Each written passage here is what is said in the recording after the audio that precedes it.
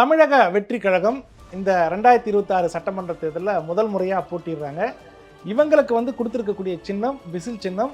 234 தொகுதியில் வந்து 231 தொகுதியில் நேரடியாக களம் காண்றாங்க. ஏன் அப்படின்னா இவங்க வந்து கூட்டணிக்கு யாராவது வருவாங்கன்னு எதிர்பார்த்தாங்க. கடைசி நேரம் வரைக்கும் தமிழக வெற்றி கழகத்துக்கு கூட்டணிக்கு யாருமே வரலை. அதனால் வேறு வழி இல்லாமல் 231 சட்டமன்ற தொகுதியில் வந்து தமிழக வெற்றி கழகம் விசில் சின்னத்தில் போட்டியிடுது. அவங்களுக்கு வாக்களிக்கணும்னு நீங்கள் விருப்பப்பட்டீங்கன்னா இந்த விசில் சின்னத்தில் ஓட்டு போட்டால் தான் அவங்களுக்கு வந்து வேட்பாளர்களை வந்து தேர்வு செய்யப்பட்டு முதலமைச்சராக விஜய் வந்து போகிறதுக்கு உண்டான வாய்ப்பு இருக்குது. எலெக்ஷன் டேட் வந்து ஏப்ரல் 23 அறிவிச்சிருந்தாங்க. இவங்க தேர்தல் பரப்புரையில் ஒரு பக்கம் ஈடுபட்டிருந்தாங்க.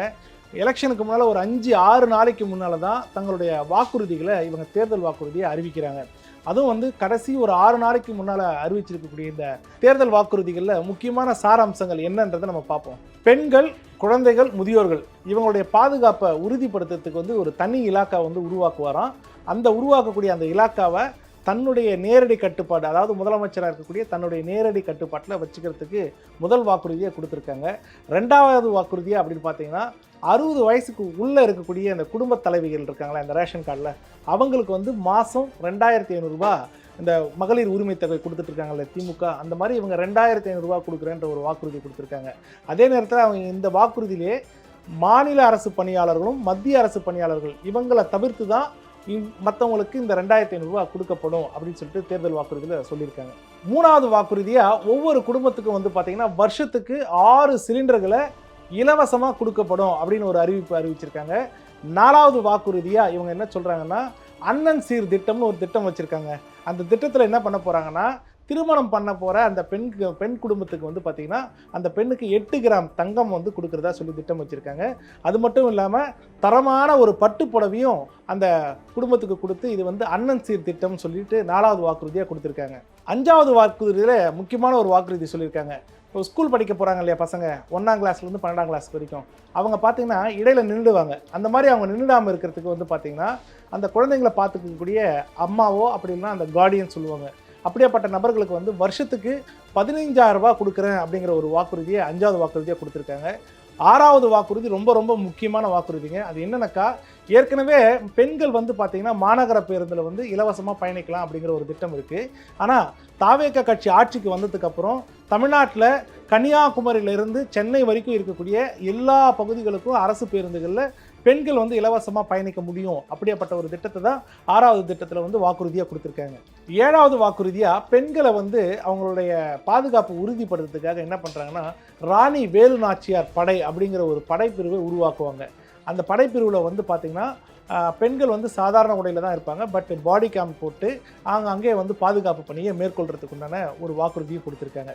8வது தேர்தல் வாக்குறுதி அப்படின்னு பார்த்தோம்னா இந்த பெண்களுக்கு எதிரான குற்றச்சம்பவங்களில் ஈடுபடுறாங்க இல்லையா, அவங்க சம்பந்தப்பட்ட வழக்குகளை வந்து விரைந்து முடிக்கிறதுக்கு அஞ்சலை அம்மாள் அதிவிரைவு பெண்கள் நீதிமன்றத்தை உருவாக்கப்படும் அப்படின்னு சொல்கிறாங்க. இந்த நீதிமன்றத்தின் மூலமாக அந்த குற்றம் சுமத்தப்பட்ட நபர்களுக்கு விரைந்து தண்டனைகளும் வாங்கி கொடுக்கப்படும் அப்படிங்கிற ஒரு வாக்குறுதியை கொடுத்துருக்காங்க. இந்த தனியார் ஷேர் ஆட்டோ இருக்காங்க, ஆட்டோக்காரங்க இருக்காங்க, அது மட்டும் இல்லாமல் பார்த்திங்கன்னா இந்த தனியார் போக்குவரத்து இருக்கு இல்லையா, அந்த போக்குவரத்தில் பெண்கள் வந்து பாதுகாப்பை உறுதிப்படுத்துறதுக்கு வந்து அவசர கால பொத்தானம் வந்து அமைக்கப்படும் சொல்லியிருக்காங்க. அதே திட்டத்தில் இன்னொன்று ஒன்று சொல்லியிருக்காங்க, இந்த கருப்பு பகுதி, அதாவது இருட்டே இல்லாத ஒரு பகுதியை நாங்கள் உருவாக்குவோம், எல்லா இடத்துலையும் விளக்கு போட்டு கொடுப்போம் அப்படிங்கிறத சொல்லியிருக்காங்க. சிசிடிவி கேமராவுக்கு ரொம்ப முக்கியத்துவம் கொடுப்போம் அப்படிங்கிற ஒரு விஷயத்த சொல்லியிருக்காங்க.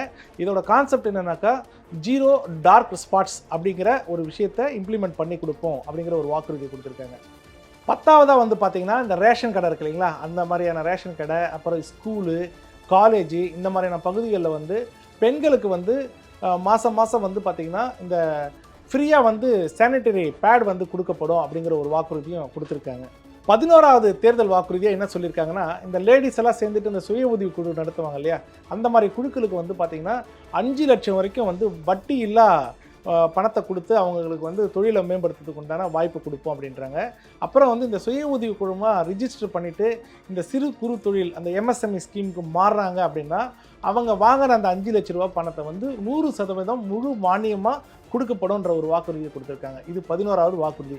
12வது வாக்குறுதி என்ன சொல்கிறாங்க அப்படின்னா, தமிழ்நாட்டில் பிறக்கக்கூடிய எந்த குழந்தையாக இருந்தாலும் அவங்கள வெல்கம் பண்ணணும் அப்படிங்கிறதுக்காக வந்து பார்த்திங்கன்னா, பிறக்கக்கூடிய குழந்தைக்கு வந்து ஒரு தங்க மோதிரமோ, அதுக்கப்புறம் பேபி வெல்கம் கிட் அப்படிங்கிற ஒரு கிட்டும் கொடுக்கப்படுன்ற வாக்குறுதி கொடுத்துருக்காங்க.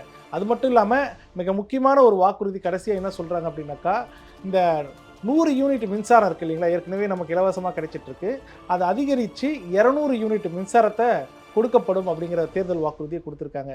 ஸோ தமிழக வெற்றி கழகத்தை பொறுத்த வரைக்கும் தேர்தலுக்கு புதுசாக இருந்தாலும் வாக்குறுதிகள் மிக மிக வித்தியாசமானவையாக இருக்குது அப்படிங்கிறது தான் பார்வையாளர்களோட கருத்தாக இருக்குது. வரக்கூடிய 2026 சட்டமன்ற தேர்தலில் 231 தொகுதியிலும் தாவேக்கா போட்டியிடுது. நீங்கள் அந்த கட்சிக்கு ஓட்டு போடணும் அப்படின்னா விசில் சின்னத்தில் தான் ஓட்டு போடணும். அந்த சிம்பல் எங்கே இருக்குன்னு தேடி பார்த்து ஓட் மிஷினில் நீங்கள் பட்டன் அழுத்தினா மட்டும்தான் அந்த வேட்பாளர் வெற்றி பெறுவார். அப்படி வெற்றி பெற்றதுக்கு அப்புறம் தான் அந்த கட்சி பெரும்பான்மையான எம்எல்ஏக்கள் வரும்போது தான் முதலமைச்சர் வந்து விஜய் வரக்கூடிய வாய்ப்பு இருக்குது. வரக்கூடிய 23ஆம் தேதி வந்து மறக்காமல் ஓட்டு போடணும். அந்த ஓட்டு போடுறது நம்மளுடைய ஜனநாயக கடமை.